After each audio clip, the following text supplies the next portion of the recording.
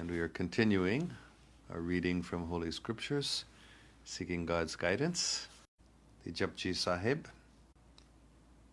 And we are reading about the different ways that people glorify God. Read about those who sing of knowledge of God. So they obtain knowledge by philosophical studies, and they glorify God by that knowledge they've obtained. So there are many different types of people. Some people are very interested. Sorry, the signal keeps getting cut off. The different types of people include those who are very interested in knowledge and philosophy to try to comprehend God, but that also is glorified when they express their appreciation of what they've learned by knowledge, by philosophical studies. But some people prefer. So that's also appreciated in the Guru Granth Sahib. Those people too, those people who are more philosophically oriented, who are glorifying God. So there are so many ways. There are so many ways that we can appreciate God. I'm sorry, the signal is weak. Pharaoh said, "And what is the Lord and Cherisher of the worlds?" So Moses had said to Pharaoh a few verses earlier that the Lord, Pharaoh is asking whether it is out of sincere inquisitiveness or whether he's challenging Moses. He is asking him, so what is this Lord and Cherisher of the worlds you're talking about? So, of course, Pharaoh, again, thought he was the divinity, because that's what Egyptians believed. I'm sorry, again and again. I'm going to read that again because we got cut off in the middle of that.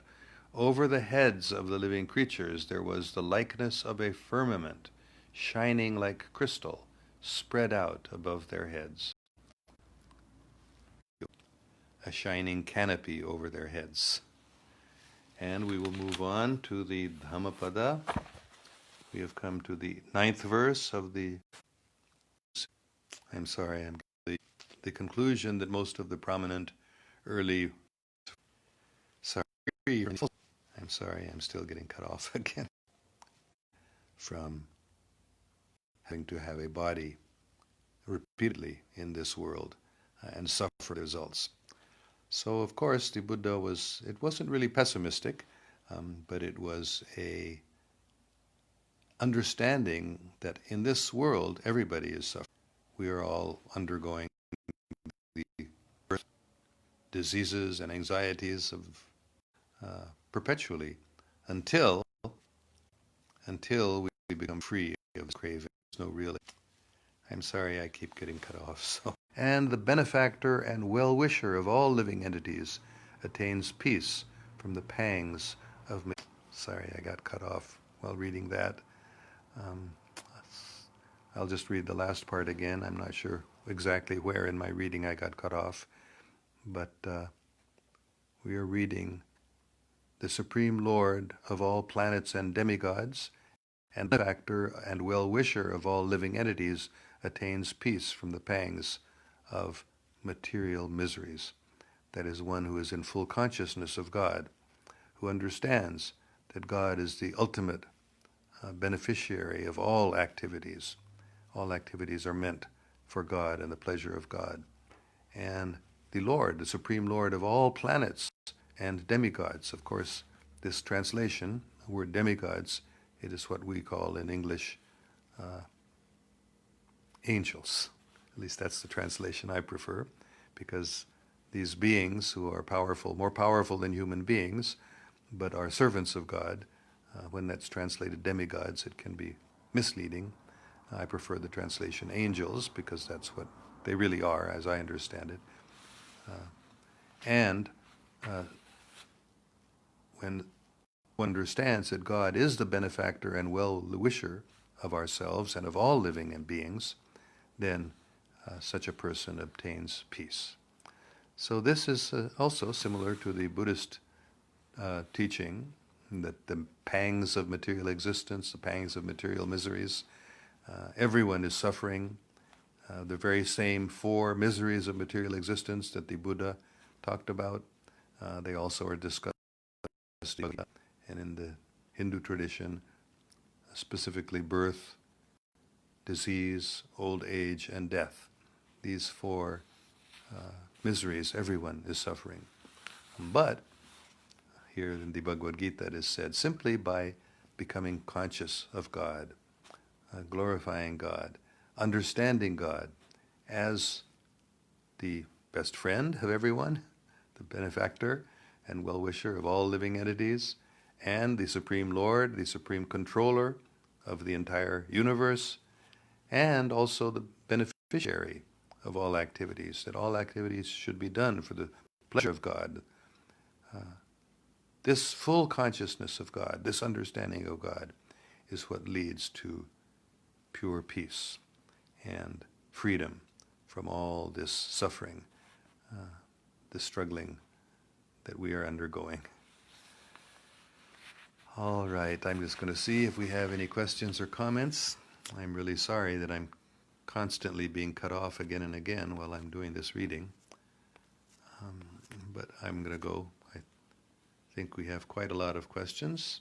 Khadija Zahid says, Assalamu alaikum. I hope you are well rested. Wa alaikum salam. Khadija ji. Yes, I'm somewhat rested. I can't say well rested because I've been busy since returning home also.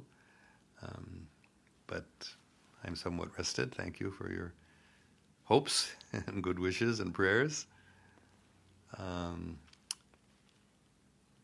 Let's see, Salman Khalid also says, Assalamu alaikum, sir. Wa alaikum salam. And Naimar Khan says, welcome to Islam. Thank you for your welcome. As I've explained many times, for me, although you say welcome to Islam, I consider that I was always a Muslim. Even when I was a child and being taught Christianity by my parents and teachers in my Christian school, they were really teaching Islam, because Islam means surrender to God. Islam means the peace that passeth all understanding, literally, the peace that comes from surrender to God. So I really believe that all religions are Islam, and that I was always a Muslim from my childhood, because the earliest memories I have actually are wanting to understand what Jesus would want me to do, what the will of God is for me. So that was Islam. That was real Islam. That's what I understand anyway. We need to have a broader understanding of what Islam is and what every religion is, the same teaching. And that will end these religious conflicts that we are seeing in the world today. And as I've said many times, the way to realize that is if we all pray, not only the prayers from our own religious tradition, which are very important, but we also pray prayers from other religious traditions. And if we do that, we will realize this is also genuine religion. And we will end these conflicts between different religions, just as Baba Nanak Sahib, Guru Nanak taught, there is no Hindu, there is no Muslim. He meant, I understand, that we are all followers of the same one eternal religion of service of God, and especially calling on the names of God. Guru Nanak stressed that. And all religions actually stress calling on God, especially by repeating the names of God. So that's what I'm also stressing and repeating again and again. Whenever I'm asked, what's the best religious practice? I always say zikr, or calling on the name of God. That's there in every religious tradition. If we want to say that there are different religious traditions,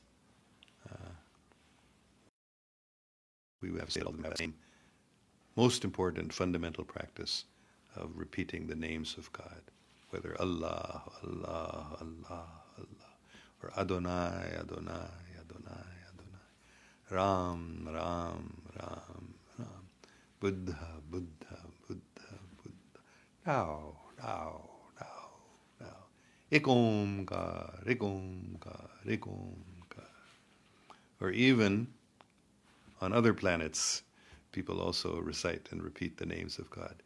even Adonai, which is, of course, famous on our planet from the Hebrew and Christian scriptures, Adonai is also used as a name of God on other planets. We know that from the Law of One books, which are extraterrestrially sourced.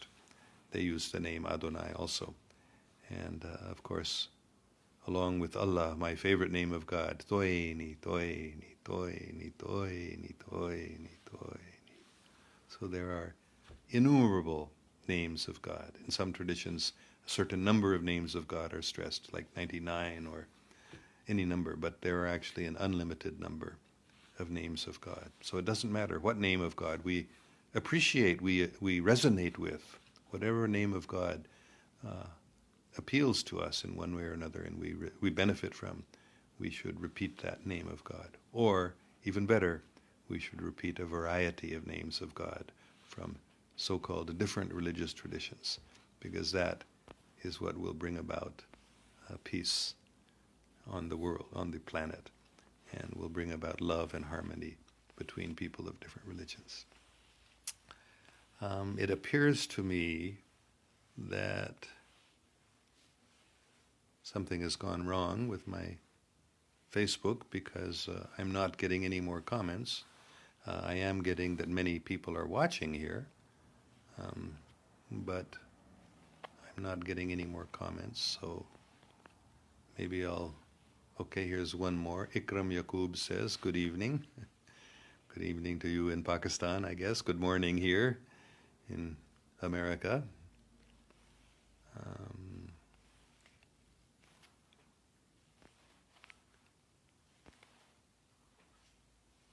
Usually I get a lot of comments. Now I'm just getting repeatedly coming up the same screen. Sylvia Danley McCree, Fauzia Malik, and 6 others are watching with you. And that is coming up again and again and again, that same message, and no comments or questions. So if you're still there, Sylvia, good morning. I guess you're in Texas now, or in the United States. And it's good morning for you too. Sylvia, for the rest of you who don't know, was my high school classmate when I was going to school in India. Her parents were also Christian missionaries in India, as my parents were Christian missionaries in Pakistan. So she is my wonderful high school classmate and a very deeply spiritual lady. Okay, I guess I'm not seeing any other comments, so I will end here. There does seem to definitely something has gone wrong, because I'm getting repeatedly this message coming up again that these people are watching. So I will end here and look forward to, I'm going to continue this even though I'm getting repeatedly cut off and seems to be something is wrong. Your comments are not coming to me. I'm going to continue this tomorrow, I hope. God willing, we will continue this wonderful practice. I'm finding it wonderful and very enlivening to share these different scriptural readings. May God protect us all. Allah.